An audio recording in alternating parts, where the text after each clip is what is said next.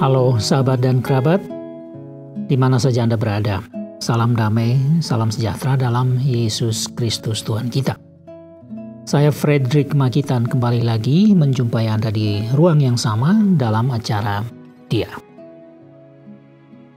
Sahabat, kita masih akan meneruskan perjalanan kita yang cukup panjang untuk secara khusus belajar langsung dari apa saja yang Tuhan Yesus katakan dalam pelayanannya di Palestina, di Israel 2000 tahun yang lampau.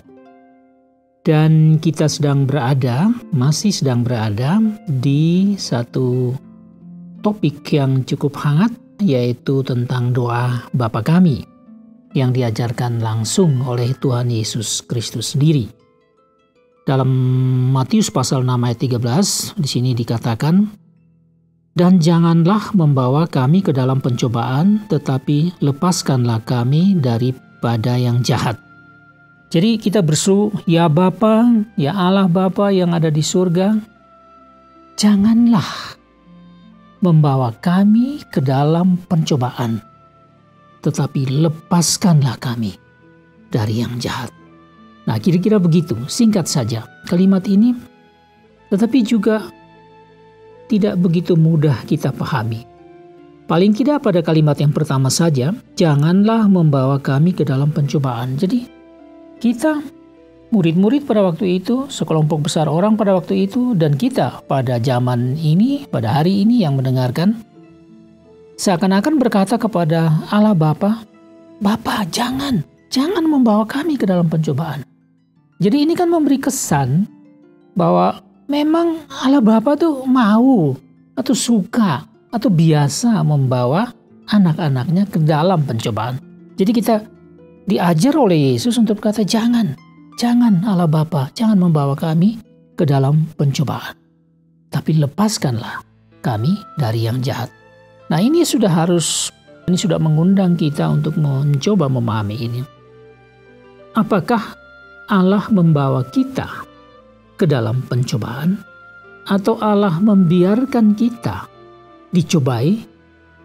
Dalam bahasa Inggris dikatakan lead us not into temptation. Jadi dalam New International Version dikatakan begitu. Lead us. Tuhan, lead us. Pimpinlah kami. Tapi tidak ke dalam pencobaan itu. Bukan ke dalam pencobaan. Jadi ada satu seruan, tapi seruan ini adalah satu seruan yang murni. Nah, coba kita pahami ini dulu. Apakah begitu bahwa memang ada kesan yang kuat bahwa memang Tuhan membawa kita ke dalam pencobaan? Kadang-kadang kita mendengar, bukan begitu, ini pasti ada kesalahan terjemahan. Bukan begitu. Allah tidak pernah mau membawa kita dalam pencobaan, apalagi mau dengan sengaja mencobai kita dan memakai iblis untuk mencobai kita, memakai orang lain, peristiwa dan lain-lain untuk mencobai kita. Karena dia tahu kekuatan kita.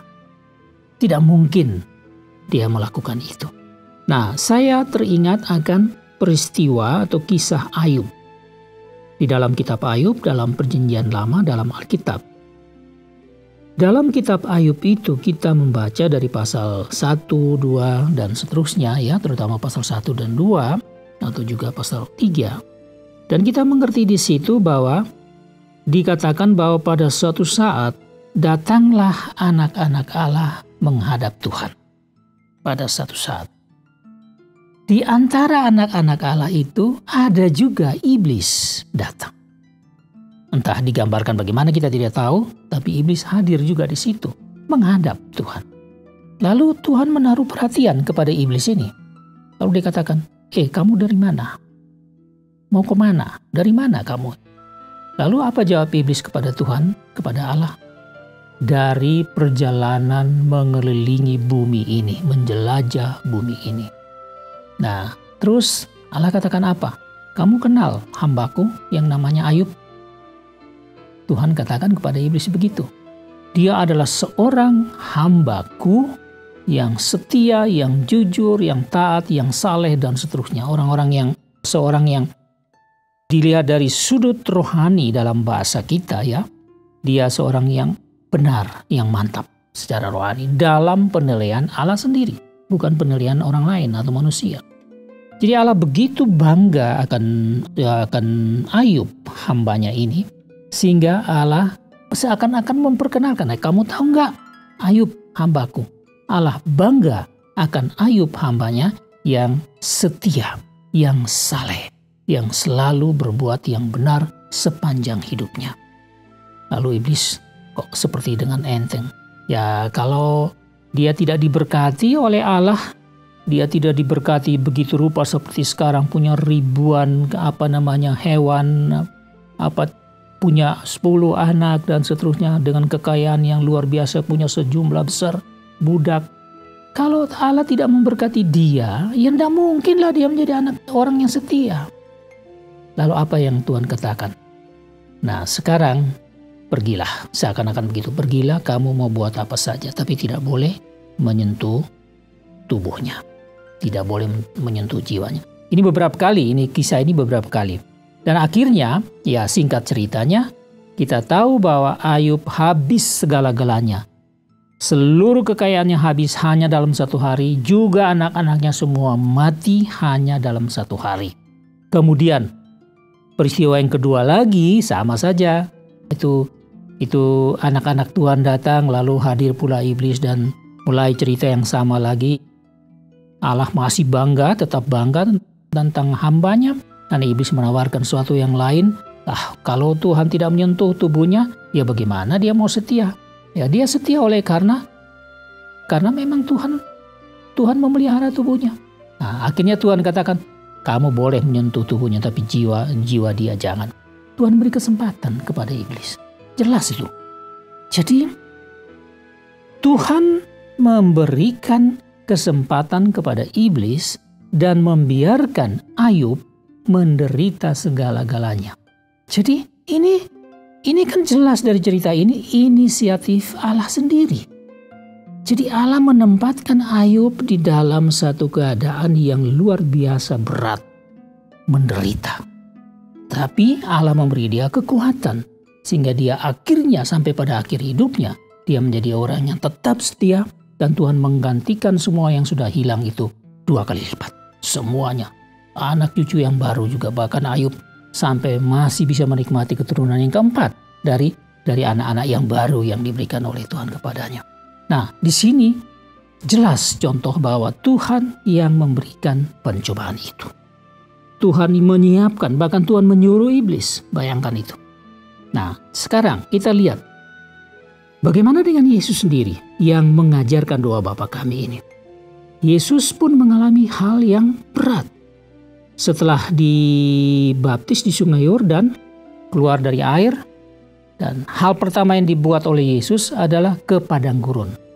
Baik Matius, Markus, Lukas sama-sama memberi laporan yang sama bahwa Yesus ke padang gurun untuk berpuasa selama 40 hari di situ supaya dicobai oleh iblis. Dan dikatakan bahwa Roh Tuhan sendiri yang membimbing, yang membawa Yesus sebagai manusia biasa ini dibawa ke padang gurun untuk dicobai oleh iblis. Bayangkan, dan kita tahu bahwa pencobaan yang dialami oleh Yesus bukan main-main.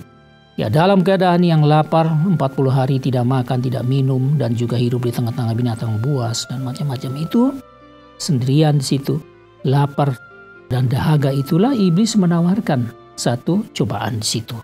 Jadi di sini Yesus dicobai dari segi kebutuhan fisik. Pencobaan yang lain adalah yang dilakukan oleh iblis adalah Yesus diberikan pencobaan dari segi kekuasaan, ya, menguasai seluruh negeri yang dipandang oleh Yesus. Ini juga ditunjukkan oleh iblis. Coba, itu luar biasa. Tidak masuk di akal kita sebenarnya kalau kita mau berpikir, mana iblis kok mau mencobai anak-anak tunggal Allah ini. Nah, kemudian juga dicobai dari segi pelayanan, ya. Yesus dibawa ke bubungan bait Allah di Yerusalem dan disuruh oleh iblis, kamu terjun saja di bawah ini, nanti akan malaikat-malaikat datang dan melayani kamu sehingga kakimu tidak akan menyentuh tanah dan sebagainya.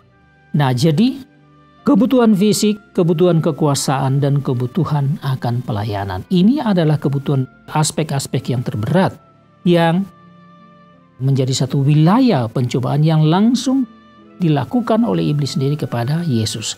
Tetapi kenapa itu terjadi? Karena Roh Kudus menuntun membawa Yesus ke dalam pencobaan itu. Jadi untuk dicobai, memang tujuannya begitu. Nah, sekarang kita mau bilang apa lagi? Ya jelaslah, Allah sendiri. Nah, saya memahaminya begini. Kita tidak bisa menyangkali persoalan-persoalan ini. Memang kita tahu bahwa sekarang kita bawa ini misalnya ke dalam kehidupan kita saat ini, dalam kehidupan sehari-hari. Kita manusia ini memang selalu ada di dalam pencobaan. Pencobaan itu bisa datang dari luar kita, ya melalui peristiwa-peristiwa tertentu, sehingga kita kebetulan hadir dalam peristiwa itu, maka kita mengalami, ada banyak godaan di sini. Atau suasana-suasana tertentu, atau perbuatan-perbuatan orang tertentu, atau perkataan orang tertentu, sikap orang tertentu, dan sebagainya, yang kejahatan yang ada di dalam dunia ini menjadi cobaan yang berat bagi kita di luar kemauan kita. Tapi karena kita berada di dalam dunia dan hidup di tengah orang yang lain, maka pencobaan itu datang menyerang kita. Dan juga kita bisa digodai oleh keinginan daging kita sendiri. Ya, kita sendiri memang ingin sesuatu yang kita tahu itu salah, tidak benar. Jadi siapa yang menjadi penggoda di sini? Kita sendiri. Bahkan kita sampai memutuskan untuk mengikuti stimulans yang dari luar, yang merangsang keinginan daging kita, merangsang hawa nafsu kita untuk melakukan sesuatu yang kita sudah tahu salah. Dan godaan itu juga datang dari dalam diri kita. Artinya kita sendiri berpikir, apa yang mau saya buat? Walaupun saya sadar bahwa yang mau saya buat itu tidak dikehendaki Allah. Kita bisa melakukan itu, dan ini yang terberat. Bahwa kalau pencobaan itu diri kita sendiri yang ciptakan. Tapi seberat-beratnya apa yang kita ciptakan sebagai godaan di atas diri kita sendiri, yang mengenai diri kita sendiri, ini sama seperti terjadi semacam the battle of our mind. Jadi ada pertarungan di dalam pikiran kita sendiri. Tetapi sebenarnya kitalah yang menciptakan. Dan ini merupakan yang paling berat. Karena kita ingin sesuatu, kita punya obsesi sesuatu yang salah, tapi kita mau melakukan. Bagaimana kita mengalahkan diri sendiri. Tetapi ada yang jauh lebih berat, seperti yang kita lihat dalam peristiwa Ayub dan peristiwa Yesus di padang gurun sendiri. Allah sendiri yang membawa kita ke dalam pencobaan. Siapa mau menyangkal hal ini? Nah, Yesus tahu beratnya pencobaan yang dialami oleh Ayub. Begitu berat karena Allah sendiri, walaupun Allah mencintai Ayub, Dia ingin supaya melalui pencobaan ini Ayub akan menjadi orang yang betul-betul murni, betul-betul setia, betul-betul sampai kepada satu tingkat kedewasaan rohani, tingkat kedewasaan imani yang paling tinggi. Dan Dia menyediakan kekuatan secara total untuk membuat Ayub mampu melawan iblis, menghayati kehidupan semacam itu dan tetap memuliakan Allah sendiri. Allah sendiri yang memberikan kekuatan. Meskipun begitu, tapi pencobaan ini sangat-sangat berat. Begitu juga yang dialami oleh Yesus. Berdasarkan apa yang kita renungkan ini tentang kehidupan Ayub dan juga pengalaman Yesus sendiri. Dan kita bisa mengerti mengapa Yesus mengajarkan kita berdoa, minta Tuhan janganlah membawa kami ke dalam pencobaan. Seperti Ayub itu tadi atau seperti Yesus itu sendiri. Karena Dia tahu kekuatan kita kan. Dia tahu kelemahan kita. Dia tahu bagaimana kita ini rapuh. Dia tahu bagaimana kita ini picik walaupun kita merasa diri sebagai orang-orang yang cerdas. Dia tahu kita ini begitu bodoh walaupun kita merasa diri sebagai orang yang berhikmat, yang pintar dan seterusnya. Dan Dia tahu kelemahan, maka Dia mengajar dengan kita. Berserulah kepada Bapa. Janganlah membawa kami ke dalam pencobaan. Nah, jelaskan. Tapi cukup saja kita berdoa kepada Allah Bapa. Lepaskanlah kami dari yang jahat. Ini adalah satu seruan yang murni, yang ikhlas, yang polos. Ya Tuhan, seakan-akan Janganlah sampai saya itu seperti Ayub. Janganlah saya mendapatkan godaan yang begitu berat seperti Yesus sendiri, karena saya tidak mampu. Nah, kita punya hak untuk meminta Tuhan, janganlah membawa kita ke dalam pencobaan yang amat berat itu. Karena jatuh di dalam tangan Tuhan itu berat rasanya. Dan kalau godaan itu dibiarkan oleh Tuhan untuk kita alami, amat sangat berat. Apalagi kalau Tuhan pimpin sendiri kita ke dalam situ. Memang dia tidak bermaksud untuk mencelakakan kita melalui pencobaan yang Ia izinkan. Tidak, Allah Bapa tidak mengizinkan pencobaan untuk meruntuhkan kita. Tapi justru untuk memurnikan kita, justru untuk meningkatkan kehidupan rohani kita, iman kita, dan kita menjadi hamba Tuhan yang sungguh benar di hadapan Tuhan sendiri. Dia ingin begitu. Meskipun demikian, pencobaan selalu hal yang sangat berat kalau itu dibiarkan atau diberikan oleh Tuhan sendiri. Ya, jadi Tuhan tidak mencobai, tapi Tuhan membiarkan dan memimpin kita kepada satu pencobaan untuk memurnikan kita, atau Dia membiarkan. Nah, jangan sampai terlalu berat. Dan kita berseru kepada Tuhan, janganlah membawa kami ke dalam pencobaan. Saya berharap ini akan menjadi satu pengertian yang baru buat Anda, dan juga menjadi satu kekuatan yang baru buat Anda juga di dalam perjalanan hidup kita yang masih Tuhan berikan ini. Saya yakin bahwa Tuhan akan memberkati Anda melalui renungan kita pada hari ini. Akhirnya sudah waktunya untuk saya mengundurkan diri dari hadapan Anda, untuk kita berjumpa lagi di episode yang berikut. Saya Frederick Makidan undur diri, dan get your message. Have a good day and see you next time.